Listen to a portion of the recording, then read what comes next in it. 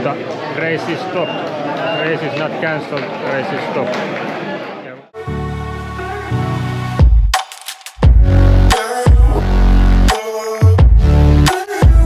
No niin, moi vaan kaikki.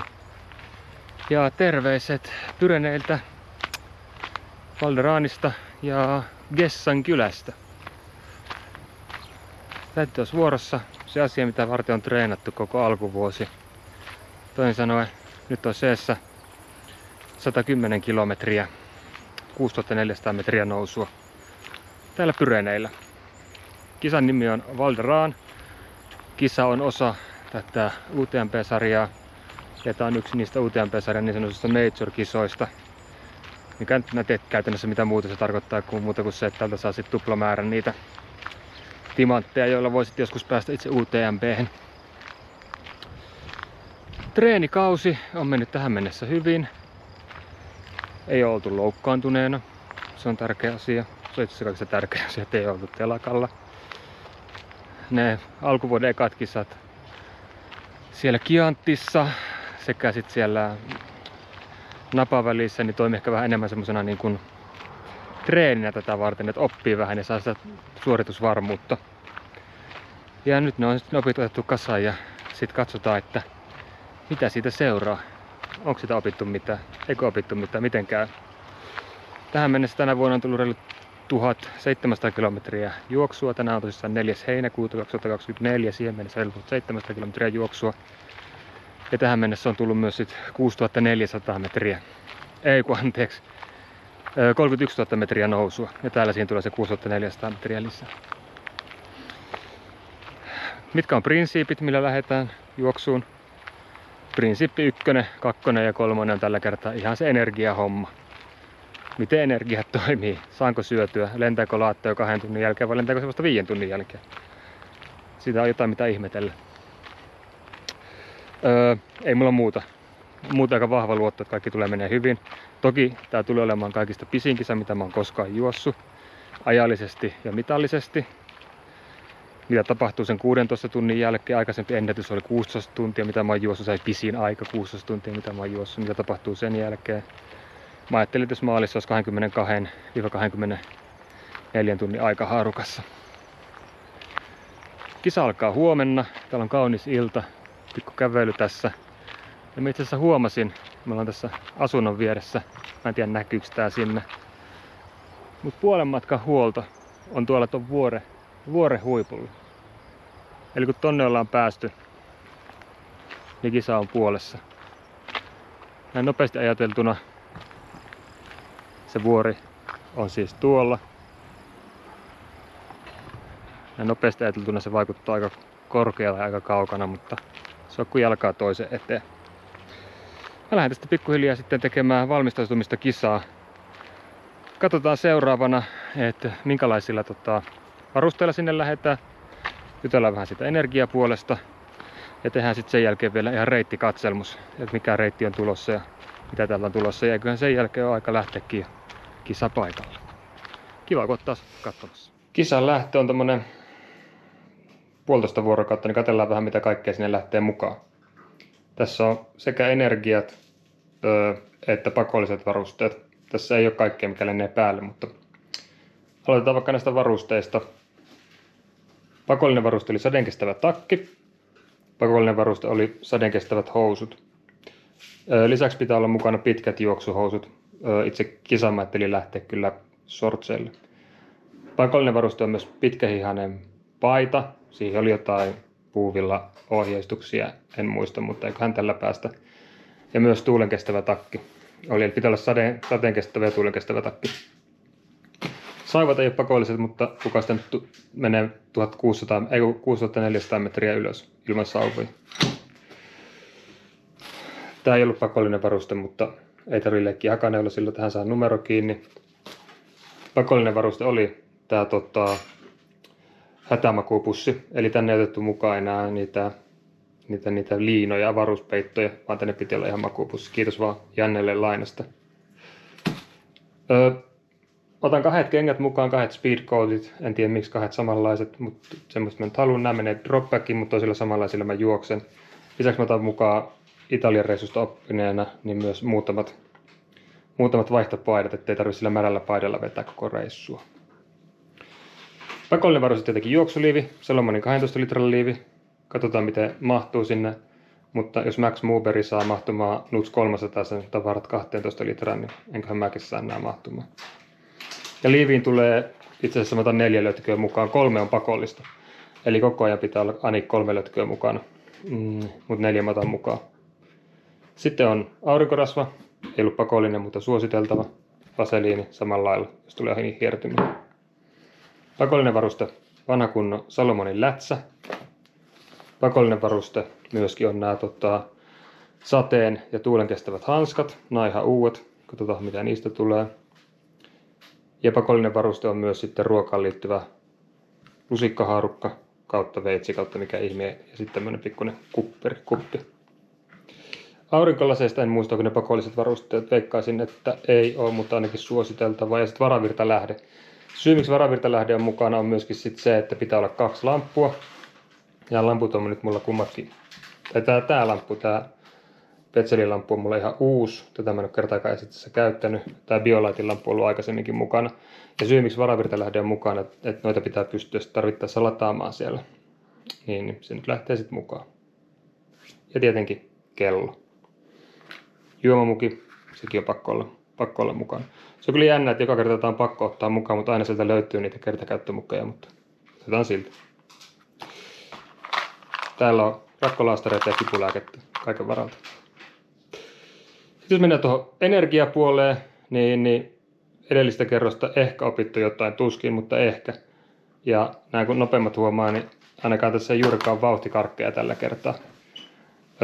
Mä ajattelin, että se energiahomman niin kuin ydin on nämä Precision Fuelin tää juoma, mitä on sitten mukana. Ja mä ajattelin, että jos sitä hörppää sen 0,5 litraa tuntiin, niin paljon siitä tulikaan silloin.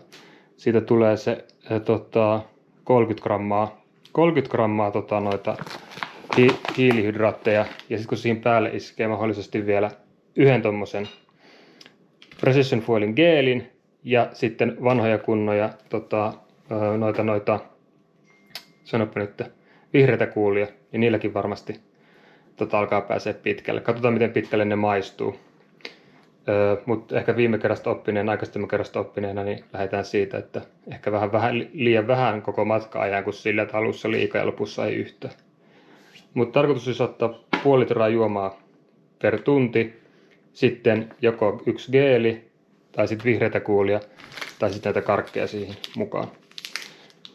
Voin muuten sanoa, että vihreiden kuulien löytäminen näin kesä-heinäkuussa ei ollut mikään ihan helppo juttu, mutta kyllä niitä vaan urilla makusti, kun sitten löytyi. Sitten raikastuksena on mukana myös, niin kuin oli siellä tuolla Kaliforniankin juoksukisassa, niin noita smoothieita, plus sitten tiukan paikan tulee myös panttereita. Pantterit mun mielestä, mä veikkaan, että ne menee kyllä ihan hyvin tulee uppoamaan alas. Ja sitten vielä myöskin on tailwindejä. Sitten jos tää alkaa tökkimään, niin vaihdetaan tailwindiin. Ja enhän mä tietenkään kaikkia näitä kanna kerralla mukana, että pistän sitten osat dropbackkeihin. Että niitä dropbackeja on 2. Toinen on tuolla 50 kilometrin kohdalla ja toinen sitten 80 kilometrin kohdalla. 100 kilometrin kohdalla. No. Ja sitten vielä yksi. Jos tulee tiukka paikka ja makeet ei enää maistu, niin osattiin tätä, mitä ihmeen salamia tää on. Pistän tätä palasiksi ja pistän minigrip-pussiin. Mutta lähinnä tässä vielä tämän illan hommia tai viimeistään sitten huomisen hommia on se vähän miettiä, että mitä kaikkea pistetään näistä eväistä dropbackia, mitä mä kannan mukana. Niin kaikkea ei tietenkään kannata mukaan. On toki aika paljon kamaa. Mutta lähdetään sitten seuraavana katsomaan, että miltä se reitti näyttää. Ja sitten kun se reitti on katsottu, niin sitten lähdetäänkin pikkuhiljaa odottelemaan, että joko se kisa saisi luvan alkaa. Otetaanhan vielä pieni reittikatselmus tälle manuaalisesti iPadista.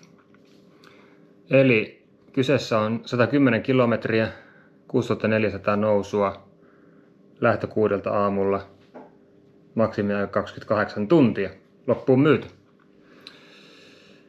Reitistä sen verran, että lähdetään katsomaan, mitä täältä löytyy.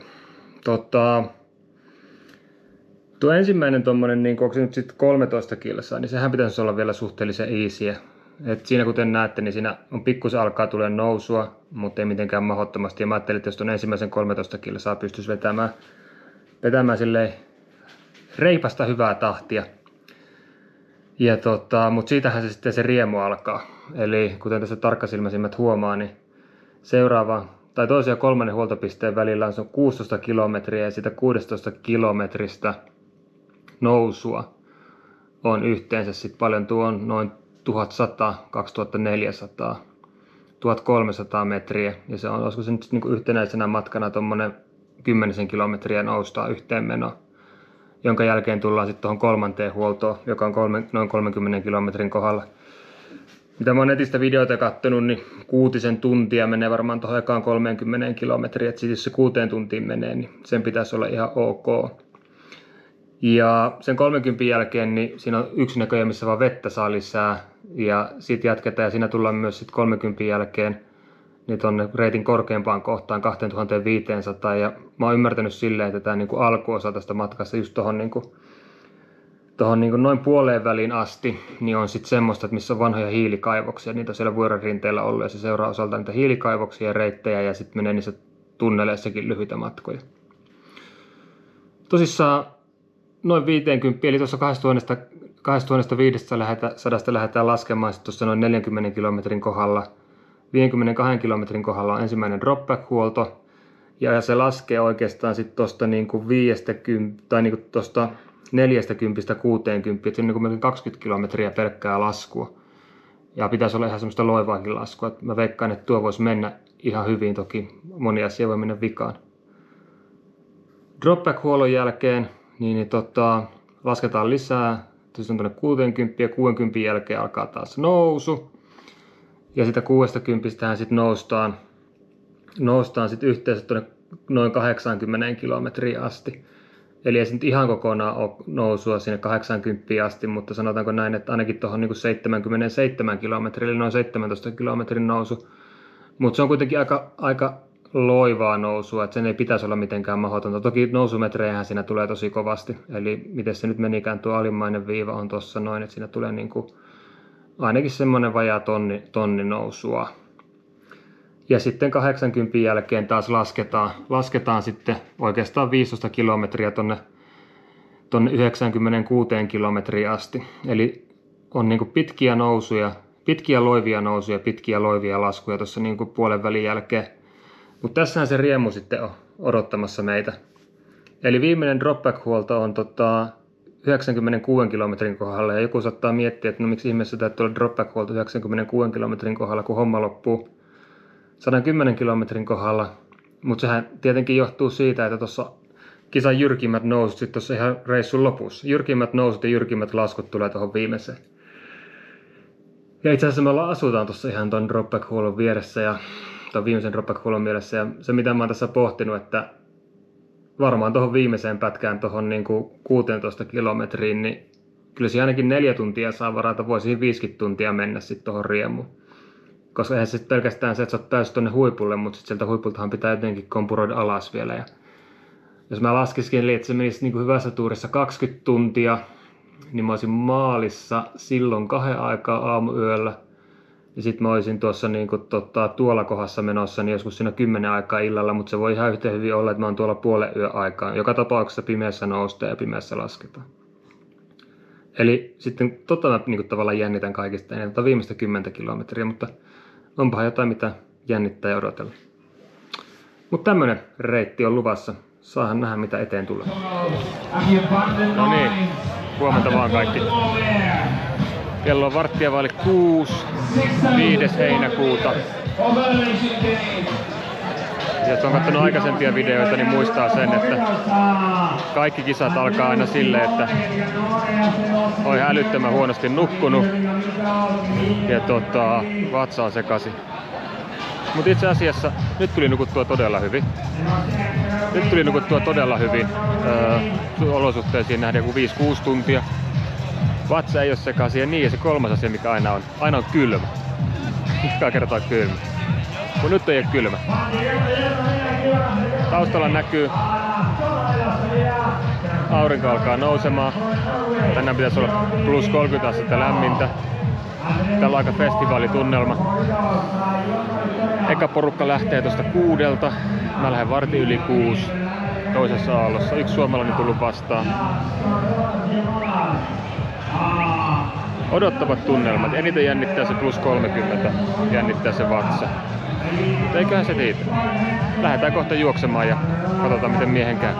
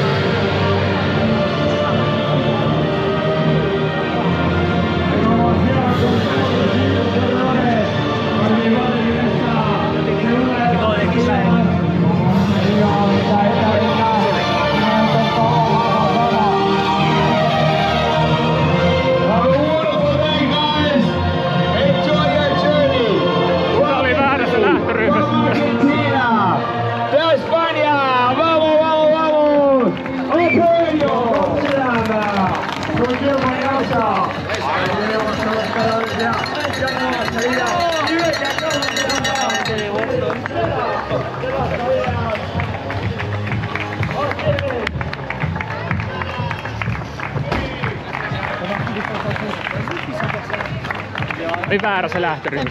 Voi! Noniin. Pikkuinen draama tähän alkuun.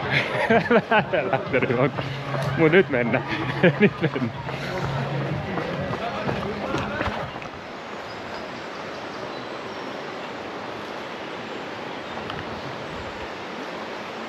Kolme kilometriä tultu jo. Täällä on paikallinen liikenneruuhka. Tämä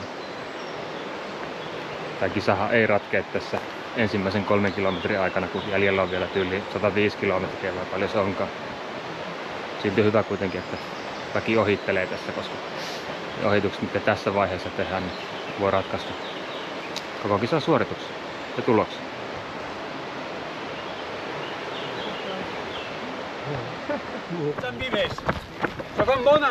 No niin, reilu pari tuntia takana.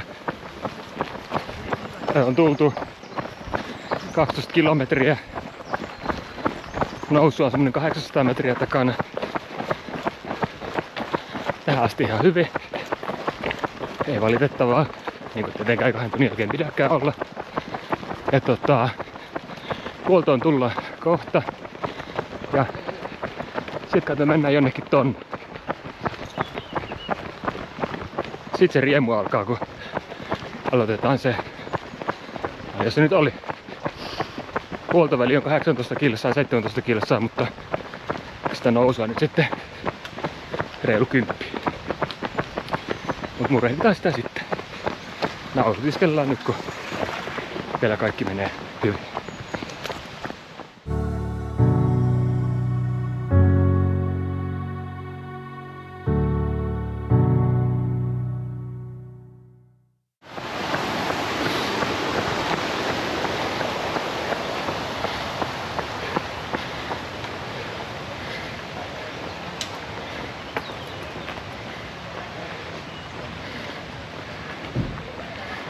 Hello, hello.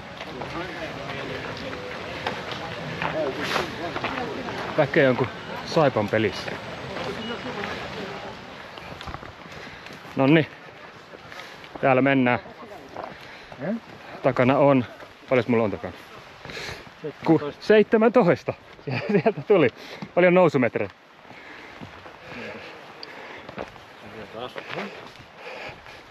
Vajaa 1400. Vähän 1400, loppuläpsyttelyt.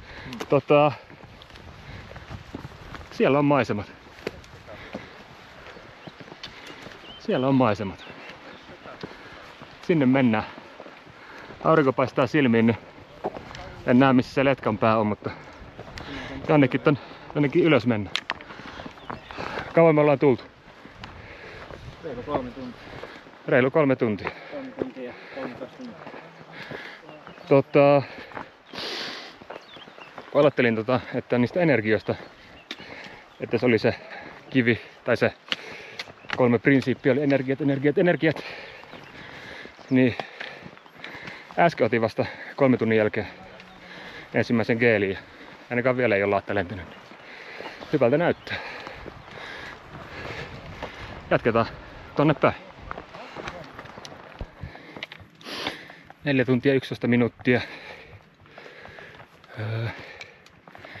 1900 metriä nousu. Täällä mennään possujunassa. Possujunassa meno on ihan hyvä. Tahti ei nouse liian kovaksi. Pysyy sykkeet alhaalla. Ehkä jaksaakin. Kattokaa tonne.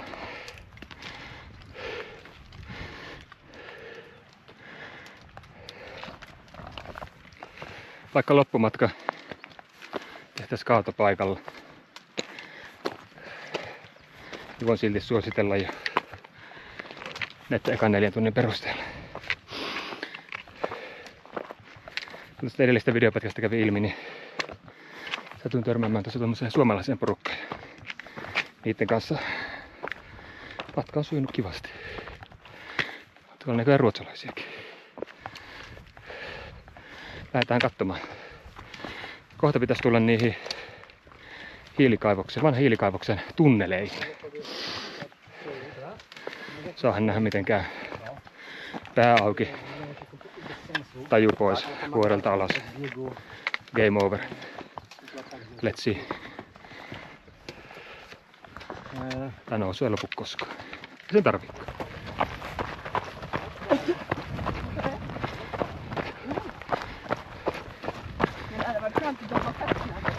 Aletaan olla tällä vanhalla kaivosalueella.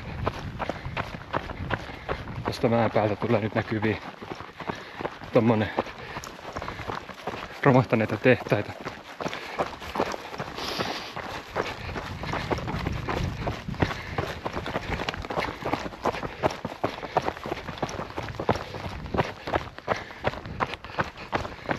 Järvi.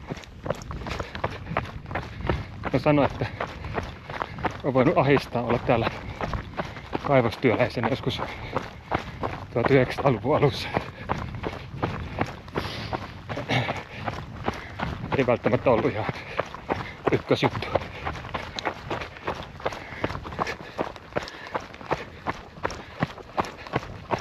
Alkaa tulla 5 tuntia täyteen. 22-23 kilometriä nousua. 2200. Järvi on makea.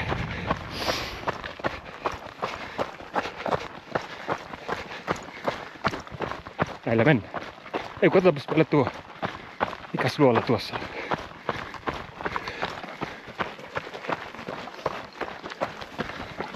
Eri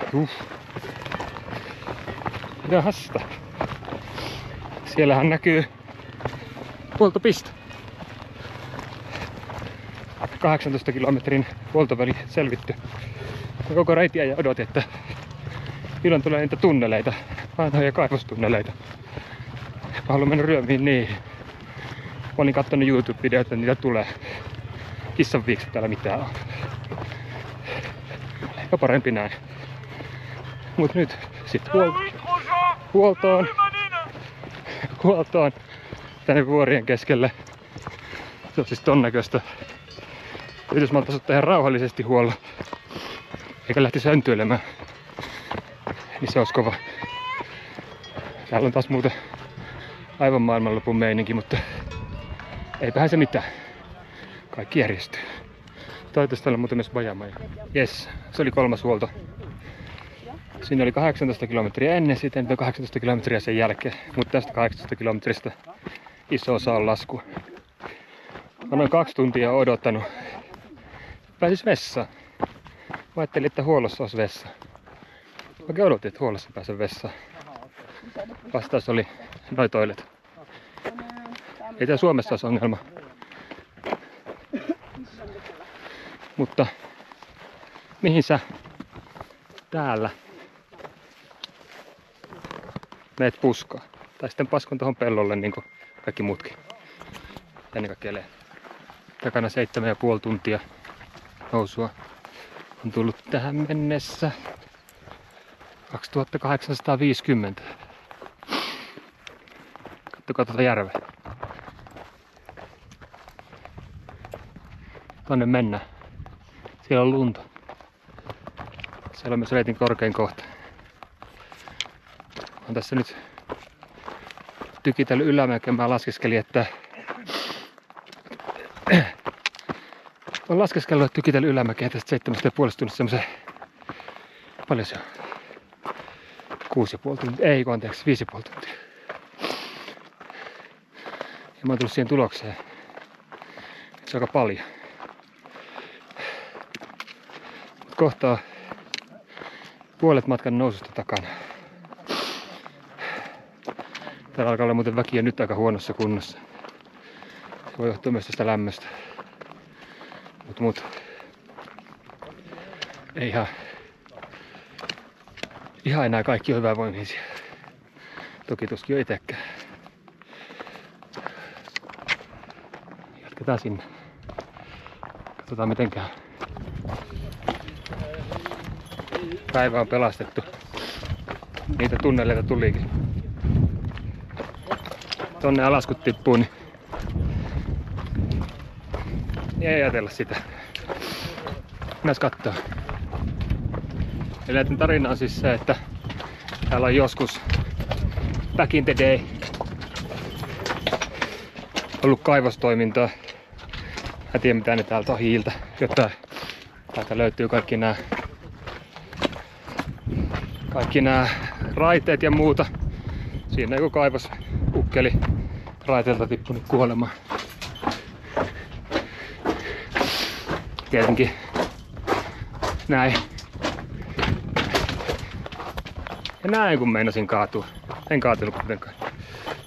Näin toimistotyöläisenä niin voi miettiä niitä omia ahdistuksen kohteita ja miettiä sitä, että millä se täällä on ollut sitten olla töissä joskus 1910. Tollakin varmaan game over. Toivottavasti ei. Tää on kyllä eittämättä vähän hurja-oloinen paikka. Hurja-oloinen paikka. Hyvä kuitenkin live-striimata tää tässä samalla kun mennään. Kaunistahan tuolta aikaisemmin sitä edellistä videonpätkää otin. Aikaa kuluu, mutta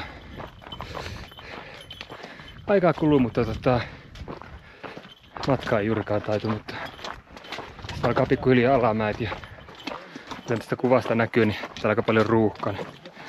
Ja mistäpä sä tästä nyt ohitat tässä hetkessä? Sä et ohita yhtään mistään.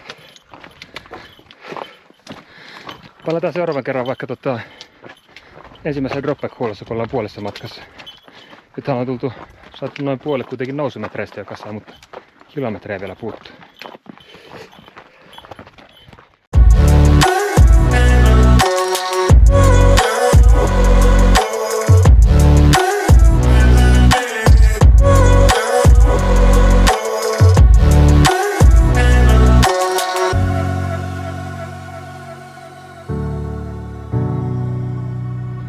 Noniin, jokainen videopätkä varmaan alkaa noniin.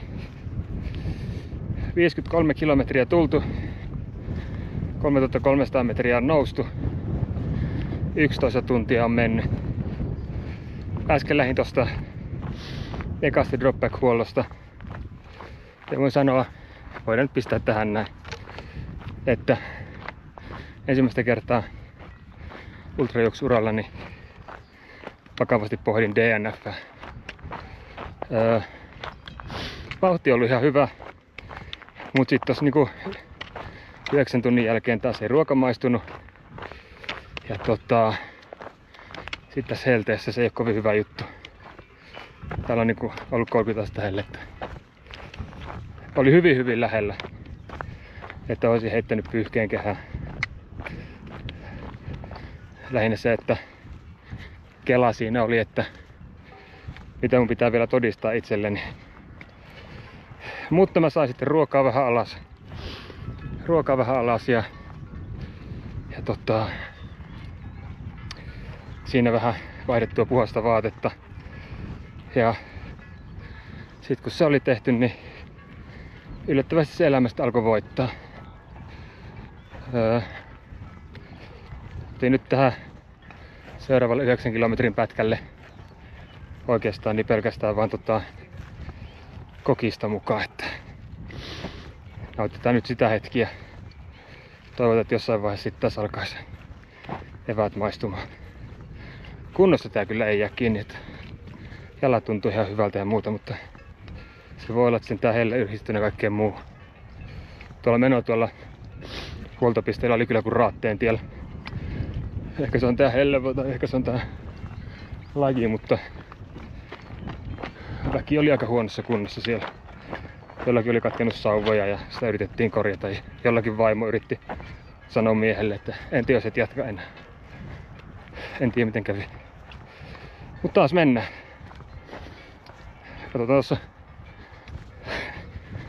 Katsotaan huoltopiste kerralla, että miten miehen käy.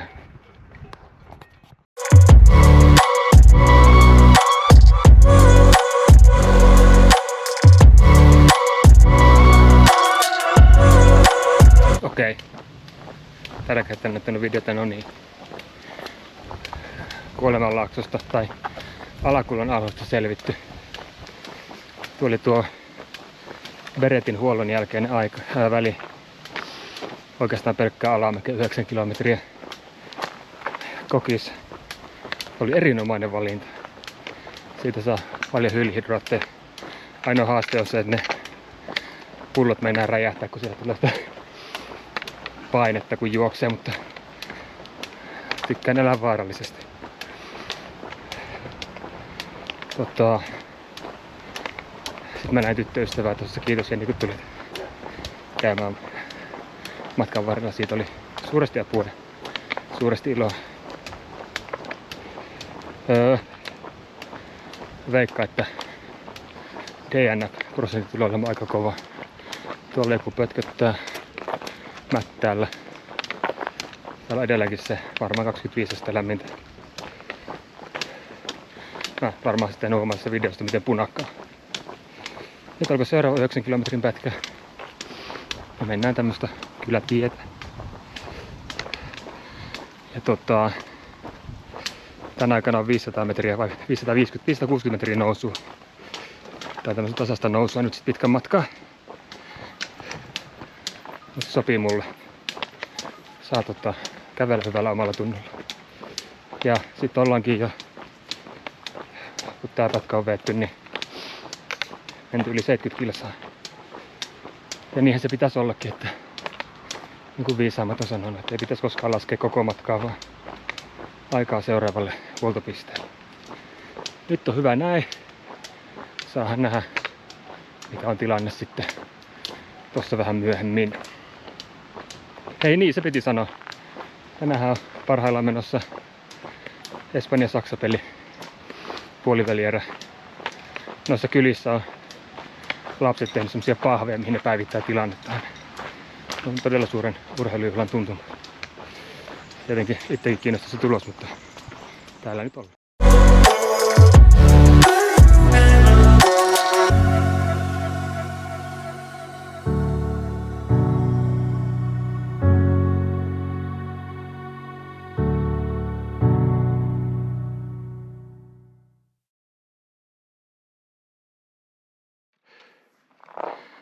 Vaikka on raskasta, niin aina tuo auringonlasku, mikä tietenkään nyt ei näy, niin onhan se aivan uskomaton tonne. Aivan uskomaton. Tässä oli äsken vähän raskaampi nousu. Ihme kivikkoa. Jyrkkää kivikkoa, juurakkoa. Mutta nyt sekin on tehty. Katsotaan missä kauan me ollaan tultu. 75 kilsaa. 4400 nousumetriä. Tästä on siis seuraavalle huoltopisteelle vielä 7 kilometriä. Voikohan tuon jampo hyvin, mikä tossa on. Kaikki varmaan kysynyt siltä, mutta niin saa munkin vaan kysyttää. Sovitaan, jos ei pätkässä näe mitään, niin se voi hyvin. Voi se hyvin. Se halusi vaan pötkötellä. Ja kiros syttysi. Taisi olla tää nousu tämmöstä. Tämmöstä kivikkonousua. Kapeata jyrkkää kivikkoa. Aivan täydellistä.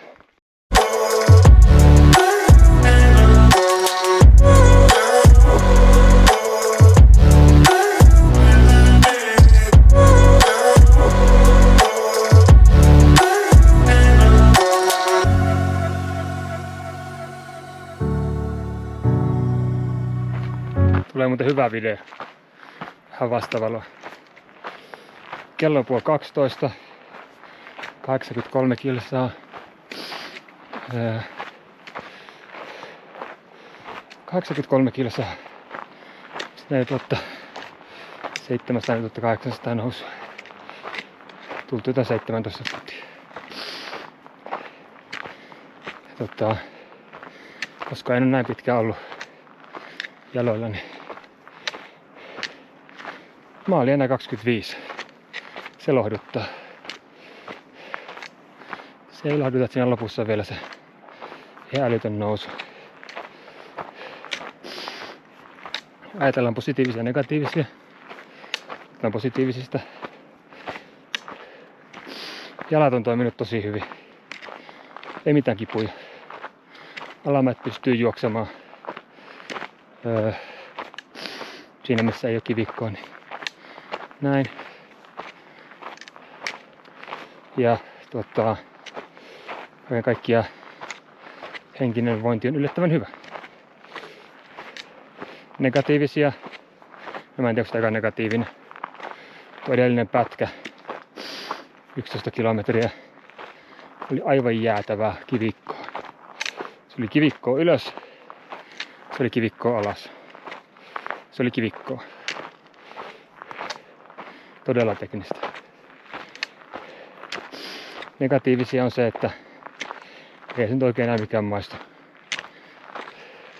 Mulla on vähän jotain mukana, mutta pääasiallinen energialähde on näinä päivinä vanha kunnon Coca-Cola ja Panterit. Tämä seuraava pätkä on 10 kilometriä. Eka noustaan vähän ja sitten pitäisi laskea itse asiassa loppumatta 10 kilometriä. Mä oikeasti toivon sydämeni kyllyydestä, että se ei semmoista kivikkolaskua. Tämmöistä samanlaista tietä, mitä te ette nyttenkään varmaan näe, mutta kun nyt. Mä oon luopunut kaikista aikatavoitteista. No maaliin päästään. Täytyy kyllä sanoa, että vaikka mä oon niistä luopunut, mikä johtuu varmasti sekä helteestä että tästä reitistä, joka oli erilainen kuin mä ajattelin. Ja mä paremmassa hapessa kuin moni muu tällä hetkellä vetää. Mut mennään tällä. Tunkkaus jatkuu. Palataan viimeistään sit, kun alkaa se viimeinen nousu kohti maalia. Lyödään hommaa mielenkiintoiseksi. Täällä on alkamassa ukkosmyrsky. Viime vuonnahan kisa jouduttiin keskeyttää kokonaan ukkosmyrskyn takia. Ja ainakin näin Keski-Suomesta lähtöisenä, niin voi sanoa, että tämä ukkosmyrsky, katsotaan tuleeko noita salamaiskuja, mutta vaikuttaa aika hurjalta. Tuolla se taivaanranta paukkuu. Saahan nähdä. Alkaa tuulemaan. Ja tästä syystä ne pakolliset varusteet pitää sisällään myös sadeenkestävää tavaraa. Jos nyt seuraavaan huoltoon asti päästäisiin ihan noin 5 kilometriä. Siellä vasta vaihtaisi päälle, mutta saahan nähdä miten käy. Kyllähän se iski ukkosmyrskyn päälle. Mitäpä sitä muutakaan tää iltaa enää. Mikähän me nytten tullaan? jossa on ihmisiä vaihtamassa vaatteet. Taitaa olla muuten huoltopaikka. Amazing.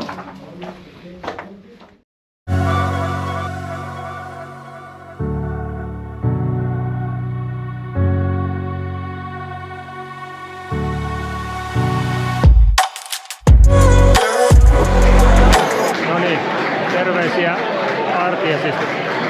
Toiseksi viimeinen huoltopaikka. Tässä olisi 10 kilometriä maaliin, mutta race is stop. Race is not cancelled, race is stop. Ja mikä katsoo tätä porukan määrää, niin se on ollut stop aika pitkä aikaa.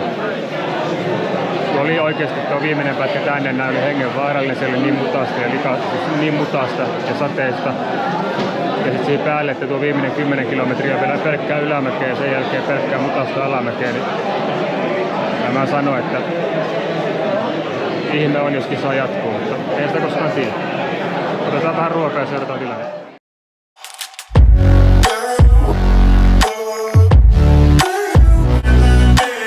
Noniin, tunnin odottelun jälkeen oltiin jo luovuttamassa ja oltiin kävelemässä ulos, kun sanottiin, että kisa jatkuu Mutaselle mäelle. Ei noustakaan, vaan tehdään joku vielä 14 kilometrin lenkki tässä. Ja sitten päästään maaliin. Mukava lähteä märillä vaatteella, kun on tunnin istunut tuolla lattialla. Paljoilee aivan hulluna. Sillä mennään. 14 kilometriä. Katsotaan sitä sitten tuolla maalissa, että miten miehen kävi. Ja mikä on loppuaika ja mikä on loppukilometrit ja missä mennään yleisestikin ottaen. Se on mitä se on sitten.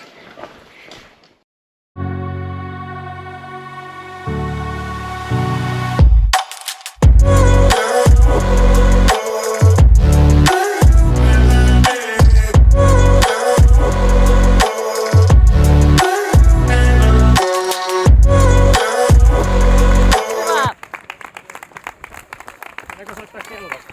Mennään täysin. Mä kuvaan sen samaa.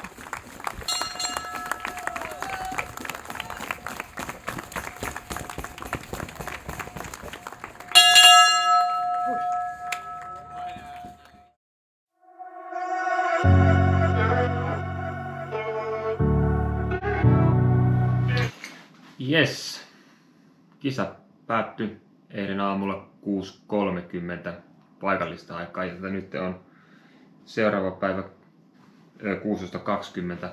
Vähän saatu torkuttua tuossa, niin vedetään yhteen kisan oppeja. Maaliin päästiin ja elämäni pisin kisa. Sen on se, miten se aika lasketaan. Onko se 22 tuntia vai 23,5 tuntia, niin veteen piirretty viiva, mutta virallinen aika 23,5 tuntia. Positiivisista asioista, jos lähdetään liikenteeseen, niin ensimmäinen positiivinen asia, että kunto riitti todella hyvin. Ja tänäänkään ei tunnu jaloissa mitään. Ei tunnu, että olisi mennyt mikään paikka rikki. Polvet kesti kaikki alamäkijuoksut. Oli hyvinkin jyrkkiä mutaisia alamäkiä, varsinkin siinä lopussa kesti kaiken äärimmäisen hyvin. Ainoa mitä tuntuu, niin on väki, johon tullut pienet rakot, mutta muuten niin äärimmäisen niin kunnon ja lihaskunnon puolesta oli täydellinen nappi. Ja sitten ne 3 prinsiippiä, mitkä oli energia, niin meni kuitenkin paljon paremmin kuin sitten aikaisemmissa kisoissa on mennyt. Siinä oli hyviä juttuja. Ja ennen kaikkea se, että tultiin maaliin. Eli kisahaus lähti 1191 juoksijaa ja maaliin pääsi alle 500, yli 700 keskeytti. Niin siitä voi olla ihan tyytyväinen kyllä siitä kokonaisuudesta. Negatiivista asioista se liittyy taas siihen energiaan. Ihan täysin, tästä myös näkee sen, että on näissä ultrahommissa aika aloittelija vielä, aivan amatöörivirheet. Mä ajattelin siinä alussa, että mä syön ja juostaan mukaan, kun mulle tulee nälkeä ja janoa, mutta eihän se sitten, kun on plus 30 astetta lämmintä, niin eihän se riitä. Mutta onneksi mä sain sen sitten korjattua siellä puolen matkan huollossa. Ja tosissaan niin kuin videosta näkyy, niin kokis auttoi hyvin pitkälle ja sitten Panterit. Niin energiaiden puolessa tultiin kyllä ihan hyvissä voimissa. Sitten loppujen lopuksi maaliin, mistä varmaan kertoo sekin, että sitten tavallaan tuli selkiä vastaan koko ajan ja jaksoi juosta loppuun asti.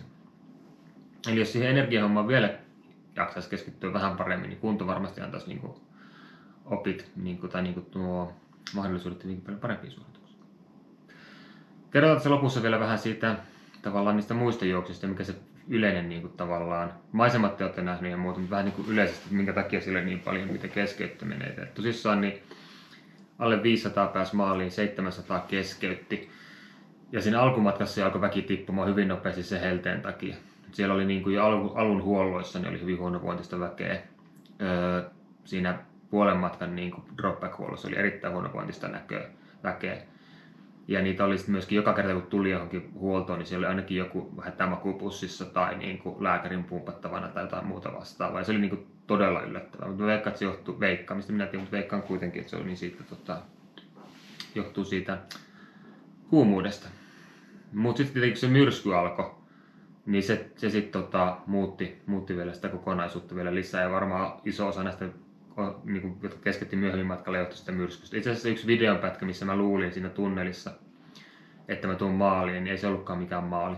Vaan se oli niin kuin tavallaan, missä mä luulin, että mä tuun huoltopaikalle, niin ei se ollutkaan mikään huoltopaikka. Vaan siellä oli joku jamppa, joka oli tuossa semmoisessa hätämakupussissa, koska se oli jotenkin saanut jonkun hypotermiakohtauksen. Ja se mikä oli kaikista hurja oli siinä, että kun kisa jatkui sen 2 tunnin tauon, tai sen olikaan tunti puolitoista tauon jälkeen, niin joku nainen lopun ylämäessä pyörtyi suorilta jaloilta ja sitä sitten lähti ihmettelemään, mitä sille tulee. Et se oli niin kuin kyllä fyysinen koettelemus itselle, mutta oli se tosi monelle muullekin fyysinen koettelemus. Se ukkosmyrskyhän toi oman niin kuin elementtinsä siihen, ja siinä kävi silleen tosissaan, että olin lähdössä jo niin kuin, tänne kämpille nukkumaan, että aika lähellä sitä, että mä en jaksa enää tänne jäädä. Ja kaikki kamat oli kannossa, kun mentiin siihen ovelle, niin sanoi, että kisa jatkuu. Ja kaikki siinä sitten kamat vaihtoi ja maaliin tultiin ja onneksi tultiin. Hyvillä fiiliksillä, mutta kuitenkin oppeja mukana. Ja oppit liittyy jälleen kerran niihin energioihin, mutta kunto on konnillaan. Ja siitä voi olla tosi iloinen. Ja kiitoksia Juuselle valmennuksesta. Kausi jatkuu seuraavana. Nyt tietenkin tämä viikko levätään ja ehkä vähän aika enemmänkin levätään. Sen jälkeen jatkuu kausi Nuuksiossa, tehdään se 72-kilsainen. 1. marraskuuta ollaan Mallorcalla, siellä on taas matka vähän pitenee, siellä on 143 kilsaa ja 6 tonniametriä ja 6 nousua. Ja ensi vuoden kisa on jo katsottu kalenteri, mutta palataan siihen sitten, kun ollaan toivottavasti Mallorcalta. Tästä tuli aika pitkä video. Kiitos kaikille, kun olette seurannut ja ei muuta kuin seuraaviin juoksusekoiluihin.